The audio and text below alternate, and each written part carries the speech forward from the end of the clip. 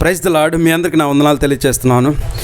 సాధారణంగా లోకంలో ఉన్న ఏ మనిషిని కదిలించినా నీ గమ్యం ఏమిటి అని అడిగితే ఏముంది, బాగా సంపాదించి కుటుంబాన్ని బాగా పోషించుకునే విధంగా, కుదిరితే కొన్ని తరముల వరకు ఇబ్బంది లేకుండా అన్నీ సమకూర్చుకోవాలని అంటారు. ఇంకొందరు అయితే జీవితాన్ని బాగా ఎంజాయ్ చేయాలని, జీవితంలో అన్నీ అనుభవించాలని అంటారు. ఇంకొకరు బ్రతికిన 4 రోజులు దర్జాగా బ్రతకాలని అంటారు.